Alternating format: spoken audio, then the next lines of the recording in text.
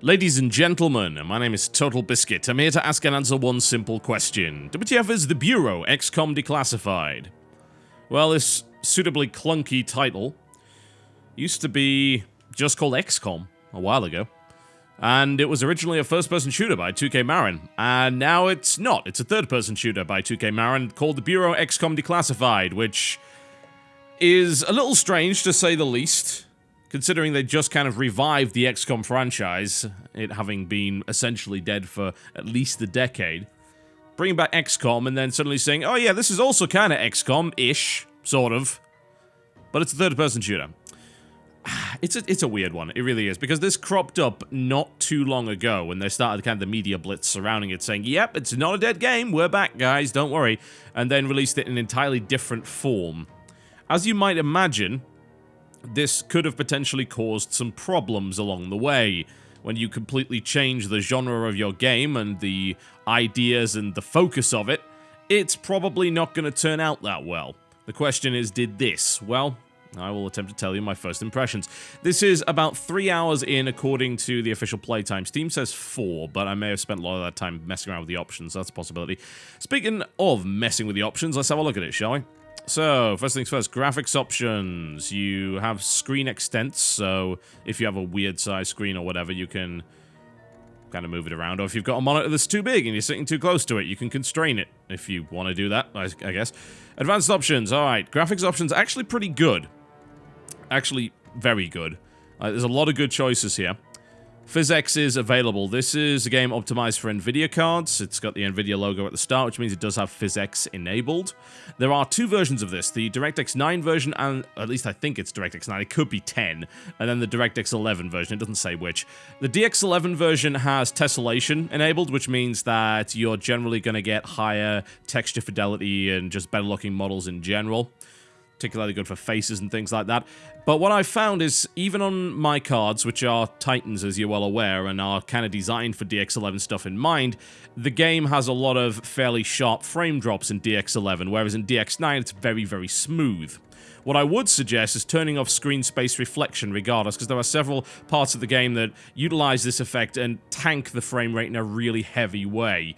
And it doesn't really add that much to it, so I turned that off. Everything else is on absolute maximum, as you can see, and the frame rate's really, really good throughout, with the exception of the occasional drop in really big explosions. What there also is a field of view slider, which is unusual considering it's a third-person game. This only seems to apply to your field of view when you are running around. If you aim down the sights, the FOV constrains quite dramatically. But it's nice to have that option there nonetheless. You can also lock your frame rate down if you like. Defaults to 60, so you can just kind of not overwork your graphics card. If you've got a, say, a 60Hz monitor instead of 120, then constrained to 60 might be a good idea. And you don't have to use vertical sync if you don't have screen tearing problems, which is always nice, because VSync can cause all manner of different issues at times. So overall, it's actually a really, really nice set of graphics options, I've got to say. It's impressive, to say the least. Full keyboard and mouse configuration is available. Game does run pretty well with keyboard and mouse, honestly. I don't have that many complaints, although the complaints I do have with the controls are not really related to the keyboard and mouse, they're more related to the design of the game itself. Gameplay settings also available, you can mess around with that. Mouse smoothing is off by default, which is great. Really happy to see that, always good. Aim snap is quite useful for the strategic mode, so I left that on. And yes, I would love to do that. And then you can select from one of 4 difficulty levels as well. Separate audio sliders also available. Subtitles, you can turn those on. And you can even mess around with the language options. 4 separate sliders here, which is very, very nice. Overall, like options-wise, in terms of a PC port, it's actually very, very good, I've got to say. And it's by far the best-looking version. And there's a lot of very cool effects that you will notice in this, especially if you can somehow get it running with DX11 and that screen space reflection option enabled and still have an acceptable frame rate. I don't view it as an acceptable frame rate, although if I turn my second Titan on, I could probably get it up there. I do prefer to test games without SLI on, though, because it can cause a lot of very strange issues, and it's not necessarily representative of your kind of normal gaming experience. Alright, so let's get into this, and I'll show you exactly what's going on with it, if you do not mind. So, welcome to the new XCOM headquarters in the 60s, I guess. And as you can see, it's very 60s themed. Got a lot of very old computers, looks like a very NASA mission control kind of thing, and you have an abundance of turtlenecks, which will be used to fight the aliens. So this kind of hub area is used primarily just to waste your time. You kind of run around and you can talk to various characters. You also have dialogue options available, but they don't appear to do anything. They're very Mass Effect-ish, which is rather... I've got to say, rather appropriate, considering the combat is also very much Mass Effect-ish. So you can go and talk to people. We'll go and do that now. I don't expect there to be too many spoilers at this kind of stage, and the last 3 hours has just been aliens have invaded, we got this secret facility, oh god help. That's pretty much what it's been so far. So, I'm not too worried about that. I think I'll just leave the dialogue in the actual missions themselves, because honestly there's not a lot to show, and I don't want to risk them just coming out as one big revelation that'll spoil the game for you. But the dialogue wheels, they just don't seem to do anything at all. Like, there's no kind of morality option there, there's no branching paths as far as I can tell. It's just answer with a couple of vague things that kind of reflect how you want to be. And there are some options where this guy's just an arsehole in general. He's actually a bit of a dick, so don't expect to be a super nice guy. You can't really be that. Okay, this is the main screen that's actually useful, that being mission selection. Here you will be able to outfit your agents with gear that you've collected, as well as recruit new agents for your cause. They don't cost anything. You just kind of have to recruit a new one when one dies. There's no actual economy system in this game whatsoever, but you recruit them at rank 1, as you might imagine. So let's go through that process, and I can explain how the agents actually work. In this game, you have Carter, who is your main dude, and then you have 2 agents that can accompany him, one of 4 classes available. Support, Recon, Engineer, and Commando. You can have 2 of each in your roster. And I get Commando because one of those died last mission, so that was a little bit unfortunate. So, let's do that. You then select a agent background. These are not very helpful descriptions, because some of them seem to overlap for some reason. It's like, proficient in tactics associated with storming enemy-held positions, meaning what, exactly? What does that do? You want to tell me what it does? No, it doesn't want to tell me what it does. Deniable ops, move safely while under enemy fire. So, does that reduce the amount of damage that's coming in? This is obvious. Allows you to use abilities more frequently, more damage to weapons, survive longer in combat, and then recover from injuries faster. Are these the same thing? I mean, they kind of seem like they are. I don't know. It's not very well explained, if I'm totally honest. So I generally just deal more damage with weapons. You can then equip him with a weapon depending on what you found. There doesn't appear, at least 3 hours into this game, to be any kind of research mechanic. It just seems to all be down to, hey, you found this gun in a mission and it inexplicably didn't explode, so you might as well use that. So it seems to be a fairly linear upgrade across the board. The laser SMG is just better than the M14, so you might as well. You then have a selection of packs you can choose from. This is kind of where the decent amount of customization comes into play, since you can't really do much with the guns. You got standard pack, sharpshooter pack. You will find schematics for these packs littered throughout the levels. So if I have a sniper, I'll probably want to give him that. Gunner, this is quite nice. If he's using SMG, he's probably going to want to use that. Medical pack, which means he bleeds out slower and doesn't die, which is always nice. And reduce damage from all attacks. I'll take the gunner pack for the time being. That seems to be a reasonable thing to do. Although actually, maybe not. And the reason I say that is because this guy has a taunt, so maybe if I give him a Guardian pack, he will survive a little bit longer while he's using that. Then you got a bit of agent customization. I could just kind of randomize it, and that will give you can customize shirts and belts, depending on what kind of agent he is, depends on what he has available. Some of them have ties, so you can also customize the turtlenecks, very, very important. Then you can give him first or last name. He is Daniel DeWitt, apparently. No, he isn't. There we go. I'm ruining the canon. So, as you can see, his ability is Taunt there, and you can, once you've recruited him, he will be able to level up, and he can either level up with you in a mission, or he can level up on a so-called dispatch mission, which allows you to send your spare guys out to just do stuff. So that's kind of about it. They will maybe complete the mission, maybe they won't, and they'll gain some experience. It's a nice little mechanic to make sure your other agents don't fall behind, which is nice, because if you have one die and then suddenly, oh, I've got to take a rank 1, well, this is kind of going to suck, and I'm going to have to babysit him. Yeah, that can be a problem.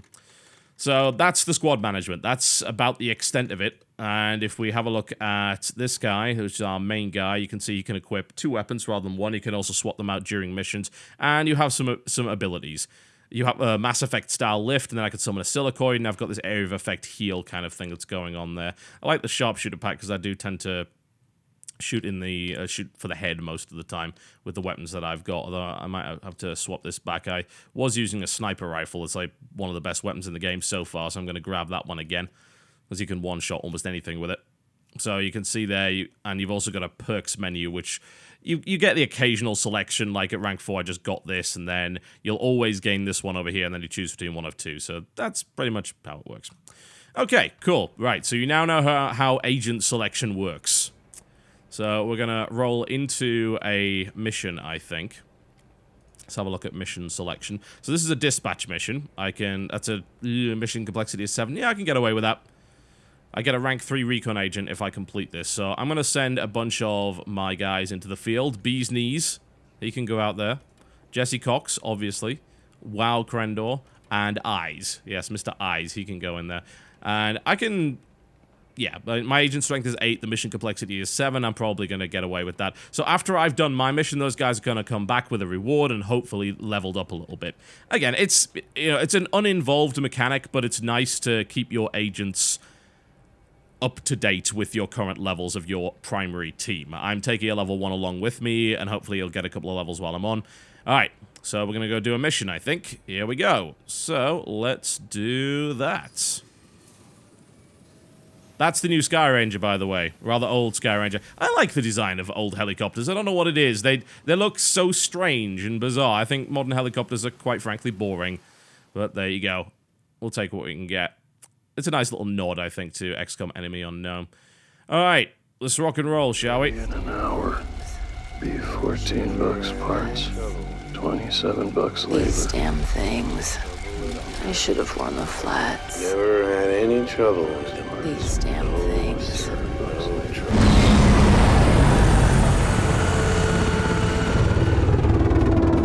Poor sods.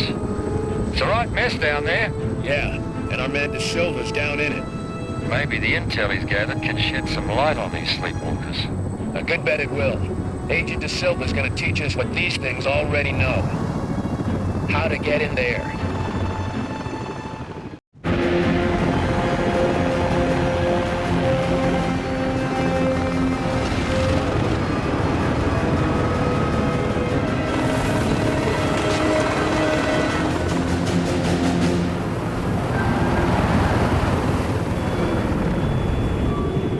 Agent De Silva, come in. Nico, it's Carter. Are you there? Damn. Agent De Silva's last transmission was within half a mile of here. That's the best we've got, I'm afraid. If we can't find him, we're gonna have a hell of a time getting into that tower. Alright, cool. So, you might have noticed a little bit of inconsistency there, to say the least, between the pre-recorded cutscenes and the ones that are done in engine. The ones that are done in engine look good, because actually, it's not an ugly game. Like, fidelity-wise, it's actually quite impressive. Generally good character models, decent animations, when they don't bug out. Good lighting effects. The use of the physics particles and cloth is particularly good as well. Looks pretty cool. And then, of course, on DirectX 11 mode, you get that tessellation and things just look even better. So it's not a bad-looking game, but then for some reason, they pre-recorded half of the cutscenes and they look terrible. They're like really badly compressed, filled with artifacts, low resolution, like 720p from what I can tell. And then the in-engine stuff just looks miles better than that. Can we stop with that? Because it's getting to be rather annoying, and it's definitely not the first time that I've seen it in video games. So what is this game about? Yep, it calls itself a tactical third-person shooter. That means you have yourself and 2 agents, and you can kind of go into this battle focus mode, which slows things down to a crawl and allows you to issue orders. Now, thankfully with the PC version, you can actually do this with the mouse, which is a lot better. Almost. You can do it with the mouse, but there are a couple of problems with that. Let me demonstrate. So, I click to move. I want him to move around. Now, what you'd expect is maybe to just kind of move the mouse and then just click where you want to go. No. The actual movement controls act like they were actual players, yeah? Which means that they also get stuck on terrain very easily, as you can see here. So you've got to kind of move your marker around with the WAS and D keys. Can't use the mouse, that only allows you to toggle the camera for some stupid reason. Occasionally it'll get stuck on stuff, and it's like, hey, go here. I'm stuck behind a lamppost. I can't go. It's a really clunky system. It was obviously designed with consoles in mind with the thumbsticks, and while it is a little easier to control with the mouse and keyboard because you have the ability to just easily flick through things with the mouse, which is a hell of a lot better, you can't use the mouse to properly aim or direct your soldiers in any way. So I don't find it to be particularly useful. I'll show you how it works in battle once we get into it. We'll probably encounter something pretty soon because that's really all the game actually is. It is a third-person shooter, and it is a very, very repetitive one at that. You generally find yourself in a very linear level. It's usually some kind of street-based corridor, and you'll be blocked off by debris, you'll be forced down one particular path, you'll encounter some aliens, you'll kill them, you'll encounter more aliens, you'll kill them, and you'll keep doing that until you reach the end of the level. And usually you'll encounter some kind of boss or mini-boss fight, and maybe every now and again you'll do a kind of wave defense thing while you're waiting for one of your soldiers to unlock a door. And that's pretty much everything that I've experienced in the first 3 hours. There is a definite lack of variety there. Like, if you were to compare it to, I don't know, XCOM, the real one, then you would probably come to the conclusion that, hey, this game has way less mission variety than the other XCOM game does. Like, there's no, like, optional objectives or anything along those lines. You can search for recordings and notes, but there's no real point, because they don't really add all that much to the game. They definitely don't give you a benefit. Oh, and your AI partners are occasionally dumbasses, like right now. One of the things I actually like about the game is the fact that you do not automatically alert the enemy to your presence. That's wonderful. That's something that didn't happen in XCOM Enemy Unknown. So you could be a little bit stealthy and kind of set things up and spring a trap, as it were, which is quite good. The problem is your AI buddies right here are dumbasses, as you can clearly see. Amiko is like, yeah, guys, we're in stealth. We're just going to sit out in the open for some stupid reason. Okay, let's give him a few orders, shall we? So in this mode, I will be able to give out various orders and use various abilities. This is a little bit Mass Effect style, but way less instantaneous.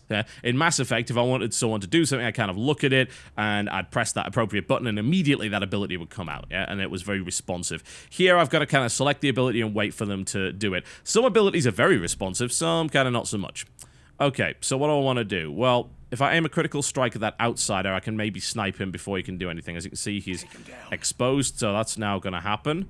In the meantime, I could throw out a scatter grenade to make sure that these sectoids can't get into a defensive position, and then I can maybe lay down a mine here, and then maybe they intend to rush my position. As you can see, they're doing that very, very slowly, and now that's all going to happen.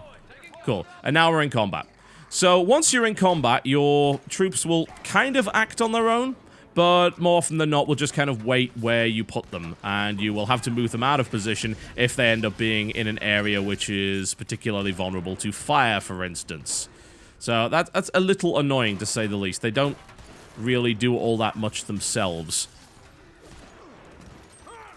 When they do stuff themselves, they also have a tendency of getting in the way, which is not so good. Why he's running forward into enemy fire, I don't even know. He's in an extremely vulnerable spot. I don't know why he's doing that, but he feels like he wants to do it anyway. The AI in the game is very inconsistent like that. Sometimes it'll make a move which seems to be reasonable, and sometimes it'll just do stuff that makes no sense. Like, he was back in a decent defensive position. Now, he wants to charge forward, and as you can see, he's barely got any health now.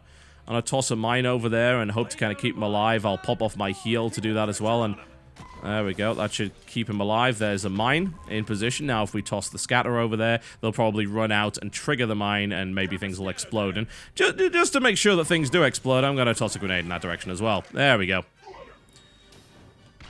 So sometimes things come together quite nicely, but other times you kind of have to babysit your squad to make sure that they do what you want to do rather than what they just randomly feel like. Okay, there's a sniper over there. I'm going to lift him up in the air. In the meantime, I'm going to move my troops forward. They seem to be kind of doing that already. I think, honestly, if you're going to do this, you've got to do it one way or the other. Either you've got to make sure the AI is good enough and adaptive enough that you don't have to babysit them all the time, or you have to say, look, the AI is not going to do anything without your say-so. And you might say, well, didn't you just say that was bad? No, because it means that the AI is, like, reliable and predictable, right? And it won't charge itself into a position where it's going to get itself killed. This is only on normal mode. There's 2 more difficulty levels higher than this, and I would imagine that having your guys charge around at random and do stupid things will get you horribly murdered. Especially bearing in mind there is permadeath in this game. There is a revive mechanic, which means that they will stay alive just a little bit longer if you can get to them, but that often means you'll die as well. If you're not in cover, you die super fast in this game, which I actually kind of appreciate. It does give a little bit of a sense of danger, although there are other problems in that particular regard. There we go. Down you go. Thank you very much. The combat is kind of bog standard average, if I'm totally honest. And I think there are certain parts of it that could definitely be improved. The shooting is acceptable. Yeah, that's pretty much all I would say about it. It's acceptable. But every now and again, in fact, more often than not, you will find enemies that are very bullet spongy, especially for some of the more modern kind of alien weapons you get. You think, oh, I got a laser SMG. I'm going to do super amounts of damage with that. Nope! You'll actually just spray and pray for ages, and it can take so many bullets without going down. This is why I actually use a shotgun sniper combination, because it gets rid of a lot of the bullet spongy nature of the game. Very similar to the way that I used to play Borderlands, for instance. I am bothered by bullet spongy enemies. I don't like that. And I don't think they had to have it, either. Also, the whole sense of danger thing and being up against the odds of just not having high-tech stuff kind of melts when you're killing hundreds of enemies every level. This is not really what you would expect, especially when you have a group of 3 agents. Like, you are basically Supermen in this game. As long as you stay in cover, you are Supermen. And that really ruins the tension aspect of it, I've got to say. Sorry, I don't find this particularly tense, because I know for a fact that I can gun down these guys so quickly with my crappy technology. And I could just revive people anyway if they go down, so what's the problem there? It seems like it didn't really know how far it wanted to go in either direction. It's like, are you gonna make this a battle against a vastly superior force? Is that how it's gonna be? And you're gonna have to use your intelligence to survive? Well, it seems like that's what they were aiming for with the strategic mode, but it doesn't end up doing that. So, more often than not, it's essentially just Gears of War, but with this pause mode. And that's not all that great. You know, I'm in a turtleneck, yeah? This is not power armor, this is a turtleneck. I would expect to be a little bit limited in what I can do, but I'm not. I mean, not only have I already got psychic superpowers 2 hours into the game somehow, it doesn't even remotely explain how you manage that, by the way. The only thing it says is, oh, that brace on your arm, yeah, it will augment your fighting abilities in the sense of your fisticuffs, as it describes it. It doesn't tell you how I suddenly got the ability to lift people into the air, summon a friendly silicoid, or anything along those lines. Further down the ranking for a lot of these soldiers are psychic mind powers that enable you to take control of enemies, or indeed make their brains explode. How you get those powers, again, the game doesn't seem to explain it in any logical fashion, which is a little bit silly. It seems like the progression in this game is put in there solely to try and keep the combat interesting, and don't get me wrong, I kind of appreciate that, because the combat isn't all that interesting. It has its moments. It has its moments, like when you lift up an important enemy troop and then you snipe it, for instance. Yeah, that's a particularly cool combo. Or where you combo the mine and the scatter together, so they scatter into the mine and explode, or scatter into explosive barrels, which for some reason litter everything for whatever reason. I don't know why they decided to do that. Those are kind of cool, but it doesn't seem like they went far enough with any of that. And again, I'm not entirely convinced the game really knows what it wants to be, and I think that comes down quite specifically to the fact that it used to be a first-person shooter kind of Bioshock style, and now it isn't. It's a third-person tactical shooter. You know what would have really worked with this game, I think? The Full Spectrum Warrior, that was the name of it. The Full Spectrum Warrior style of doing things, where you didn't actually directly shoot anything. You had to command your soldiers into good flanking positions and use abilities. You didn't actually directly aim at anything. That would be perfect for this style of game. I think that would be great. You could be a hell of a lot more strategic with it. But as it stands, the strategy part is very superfluous, as far as I'm concerned. You would have probably had a better time with it if you had just made it Mass Effect style and made all of the abilities just trigger in real time. That would have made more sense than what they currently have. The fact that I have to pause it in order to use my heal, rather than using my heal in the middle of combat, is just irritating. It makes no sense. There's no reason for me to have to do that. But I can't throw grenades outside of real-time mode, which is weird because you'd think they would be abilities, but the game arbitrarily decides that they're not. So, hey, there you go. It's a tad silly to say the least. And the main problem that I've got with it is just that the combat is just so lacking in variety. Occasionally you'll encounter a new enemy type, but it does very much blow its load quite early in that respect. It throws a sectopod at you within the first hour, so the kind of terror that you would have got from facing a sectopod in something like Enemy Unknown just doesn't really happen here. It's like, alright, I've seen a sectopod, okay, so I can figure out how it works and take it down pretty regularly, so what the hell are you going to throw at me after that is going to be much of a challenge? Well, the answer is, we're going to throw a bunch of bullet spongy enemies at you. I was like, great, so I'm just going to keep shooting at that. What doesn't help is the fact that your partners, your... I don't even know what you want to call them, your sort of fellow agents are little more than sidekicks to be used for drawing enemy fire or casting abilities every once in a while, yeah? They're the guys that have the useful abilities, but the actual damage they do with their weapons is fairly limited. You can buff it up, but at the end of every mission, you're given a total of who's killed what, and it's always like you, as the player, have killed 10 times more than they have, and they have done bare minimum kinds of damage. You can mark the target for both of your agents, like this, for instance. Say, alright, I want him to kill this outsider, and I want him to kill this outsider. And it'll take them forever to bloody do it, even if you kind of lift them into the air. Alright, let's see how much damage they can actually do this time around. We're going to lift that guy into the air, let our guy shoot it. Well, he died almost immediately. That was interesting. Oh, yeah, I do have a sniper, so I guess that kind of makes sense.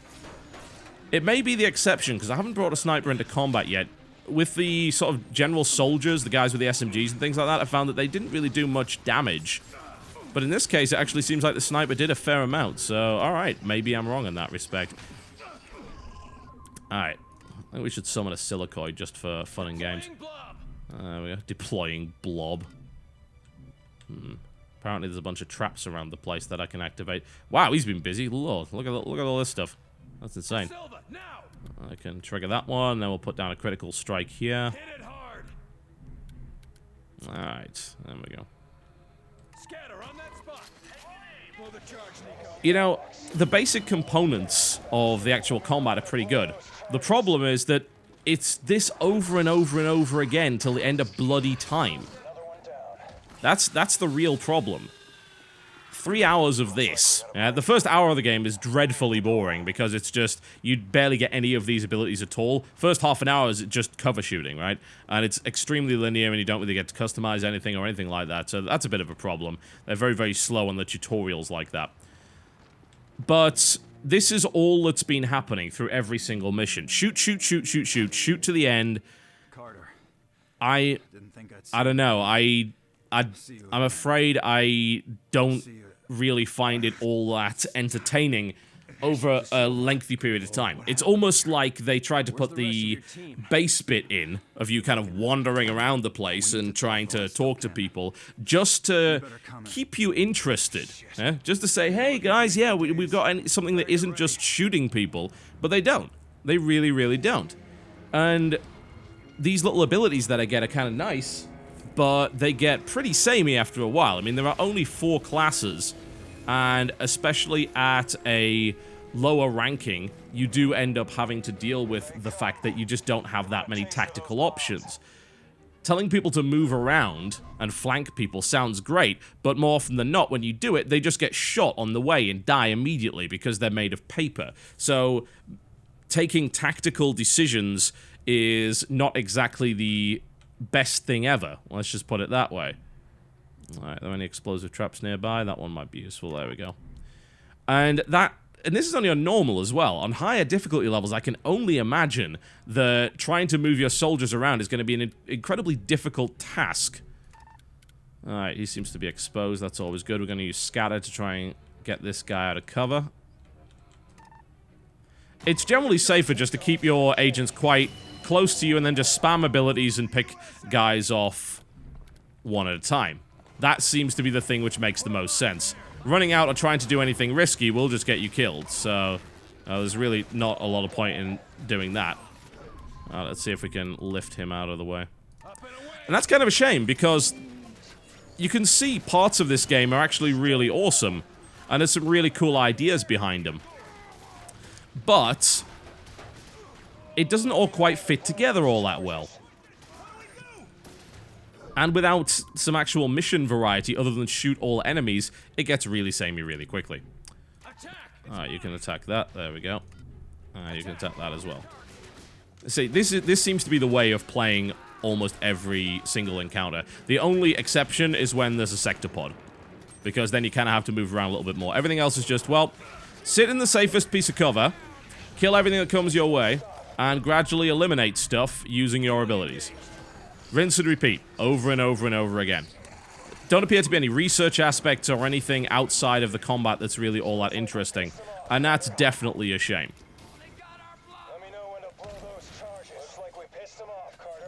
I think it comes down to the idea that this game used to be something else and they had to change it on fairly short notice and they didn't have enough time to flesh it out. Kind of a disappointment. And really unfortunate, because I think with more work and time, this actually could have been really interesting. More weapon variety, better AI, less babysitting. Thank God.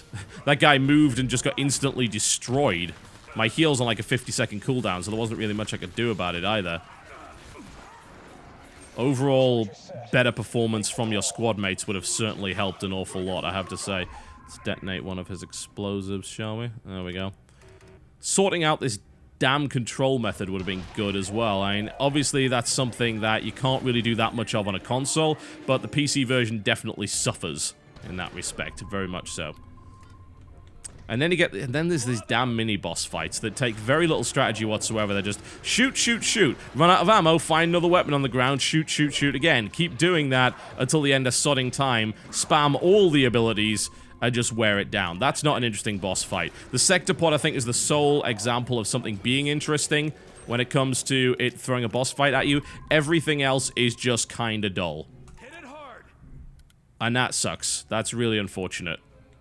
They could have done a lot more, I think, with these individual boss fights than what they've done, and they certainly have not. There we go. Is there even a... I don't think there's even anything nearby that I could blow to actually do... Oh, no, there's that one. There we go. And then we'll try and get him out of the way as well. Get behind that, Silver, now. What I'd also say is, if you're going to make a strategic third-person shooter, then you got to look at the pace of it. Yeah? This is actually a fairly fast-paced game, which is not exactly what you would have expected. You know, this is not SWAT 4. This is not one of the older Rainbow Six games where you have to be super cautious. Once you engage, it is a manic firefight, and most of the strategic movement just involves moving your troops out of the way of getting flanked or shot. Yeah, and that's about it, because they don't, for some reason, have the ability to do that themselves without screwing it up. The complaints that I've got for this game are kind of haphazard, in a similar way that the game is haphazard, because I see a lot of things that I like. Again, graphically, I think it's fairly impressive. I don't think they make full use of the kind of 1960s vibe. I think they could have done a lot better in that respect, especially when it comes to the dialogue. The cutscenes are not particularly enjoyable, the dialogue's kind of lame, and the lip-syncing is off for some reason. I don't know why. It's like the audio is lagging behind the video for some reason. I don't really know what's up with that. There's probably a reason for it, but I'll be damned if I know what that reason might be. So all of the really interesting stuff that could have been done there kind of goes down the toilet. There's the occasional piece of interesting or funny dialogue, but most of it's kind of phoned in. I think the biggest problem as well from a thematic standpoint is that they're trying to sort of disguise the fact that this is all going on for the civilian population. Keep it hidden. Erase the truth is the tagline for this game. How exactly? Like, the entire US just got basically glassed by a bunch of aliens. This really is not going to happen. You don't do anything covert in this game. You really don't. There's nothing covert about any of it. There's no real investigation. It's all just shooting. And that is very much a missed opportunity. Think about it. If they got a little bit more of the X-Files in here and a little bit less of just blow away all the aliens, yeah? Bit more X-Files, bit less Independence Day, then we would have had a great time with it, I think. There could have been all sorts of possibilities sprung from that, but I just don't think these guys had enough time to do that. It's decent enough to play in short bursts, a mission at a time, although do watch out for the checkpoint system, because it tends to kind of mess up every once in a while, and you have to go back a fair distance. There is no actual in-game saving. This is particularly problematic when you play on the higher difficulty levels. I promise you, Nico. Anyway, my conclusion on this is it is kind of a big wasted opportunity. I don't think it's terrible. There are occasional times when I feel that the game kind of lives up to its promise. And then there's the rest of the time where it's just like I'm kind of going through the motions, really. I'm doing the same thing every time. The way the levels are designed with the chest-high walls don't really give me that many tactical options anyway. There's not a lot of interesting stuff I can do. Every time there's a little contrivance, like being able to use those explosives, for instance. Sorry this happened to you, Nico. But it's just the same thing over and over and over again, and it's not compelling enough to carry itself on that. I'm sorry. The theme can't carry it. The combat is just so middle of the road and so mediocre. It just is a third-rate Mass Effect in that respect. And if it wasn't, if maybe they'd been able to nail that strategic element down a little bit better, then we wouldn't have this problem. But the fact of the matter is they didn't, they haven't, and I get bored of this game very easily. I've been playing it kind of in half-an-hour spurts because it's just been... It's been too much of the same thing over and over and over and over again. I'm just like, God, give me something new to do, please. It's a middle-of-the-road game, and the most upsetting thing about it, I guess, is just the missed potential, the missed opportunities. It's not a bad game. It's not awful. It's certainly not a stinker or the game of the year, or the worst game of the year, but it's definitely a disappointment. It's the kind of thing that you would maybe pick up on a sale a lot later on. You wouldn't pick it up at full price. I do not recommend it, I'm afraid. There's just not enough here to solidly recommend this title. My name's been TotalBiscuit, taking a look at The Bureau, XCOM Declassified, currently available on Steam for $50 or your regional equivalent, also on 360 PlayStation 3. I'll see you next time.